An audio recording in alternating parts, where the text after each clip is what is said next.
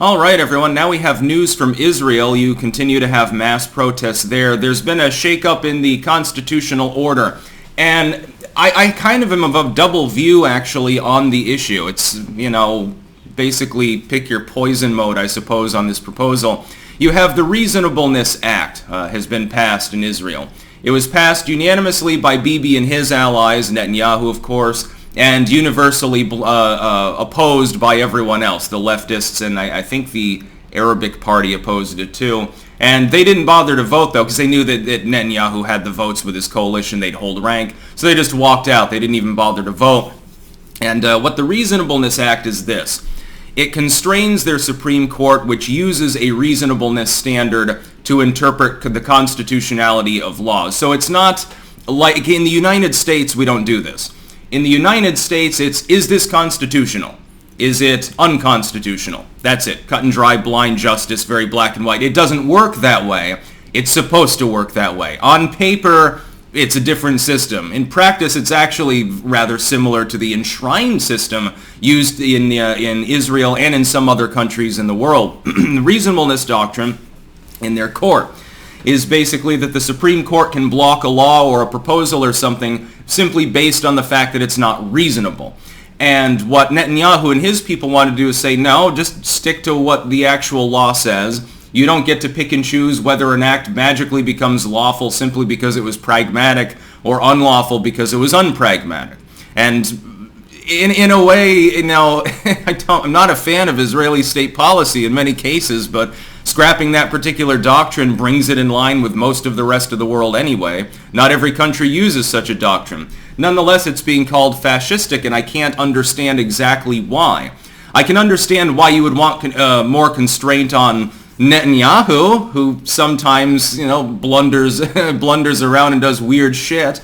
I can understand, especially looking at the U.S. Congress, of course, Israel has its own Knesset, of course it's called. Looking at some of the weird stuff they do, Supreme Court overview is often applicable to what they're getting up to. So having that more expansive role for the judiciary, to some people, of course, is going to make sense. The reason that this falls along an entirely partisan line is because the out parties don't like Netanyahu. They don't want him to be able to use his coalition, which has the votes to do whatever it wants effectively, to simply run roughshod over what they see as political and cultural reforms. If the left-leaning parties were the ones in power, it would more likely be them proposing scrapping the reasonableness doctrine, and Bibi's people would walk out. It's pure show politics. Nonetheless, there are mass protests being whipped on by that Israeli left specifically because it doesn't want this to take place. Now, they're encouraging the Supreme Court of Israel to effectively ignore it. And this is the doppelganger. This is the more chaotic doppelganger of what we see in the United States. There are groups right now that are demanding that Biden ignore the Supreme Court's decisions like Roe v. Wade and Bruin and simply refuse to enforce actual existing constitutional precedent. There are people who want to create a constitutional crisis in the United States. They're saying this openly. There's a letter that was penned by a group of professors urging Biden to effectively just ignore whatever the Supreme Court does because Trump was illegitimately chosen, therefore his justices aren't allowed to vote and you don't have to listen to them. There was a president once long ago who ignored the Supreme Court. He's generally not reckoned to be a laudable symbol by the left today. You can figure that out for yourself who I'm talking about. Some of you history wonks down there in the comments, you can of course let everybody know. It'll be humorous for you. Looking therefore at the situation, what I see is a more or less partisan political struggle. And maybe some Israelis out there can, flesh this idea out. It looks like more of a political struggle that's involved with Netanyahu trying to cover for himself largely.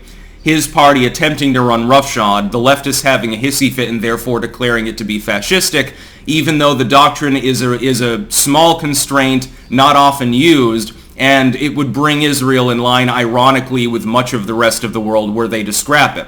Now, Biden, of course, rare moment, has weighed in on this, actually.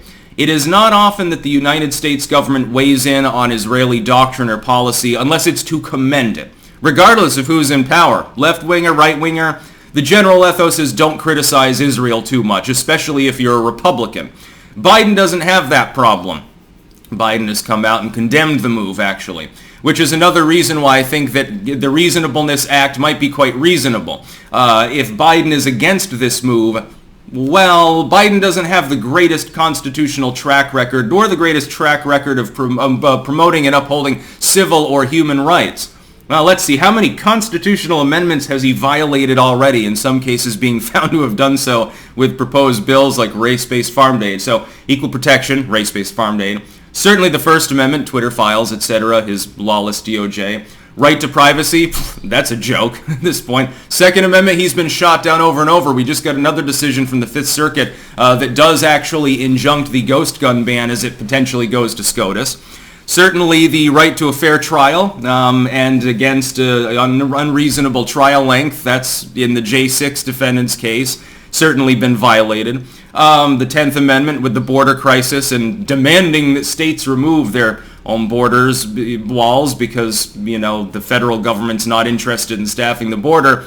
Yeah, that's a lot of constitutional amendments that have already been violated by the Biden admin. So why should I take him seriously in weighing in on this and saying shame on Netanyahu for doing this? So destabilize Israel, man. Come on. You gotta love your constitution as much as I love mine. Dude, if Netanyahu loves the Israeli constitution and civic precedent as much as Biden loves his, he would say, okay, you know what? We're not a Jewish state anymore. We're reverting our name to Palestine.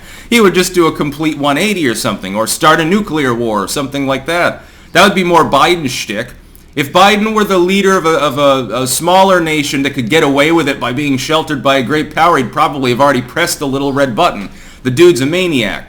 Netanyahu certainly has his problems. He also has health problems now. He's got a pacemaker in his chest as of a few days ago.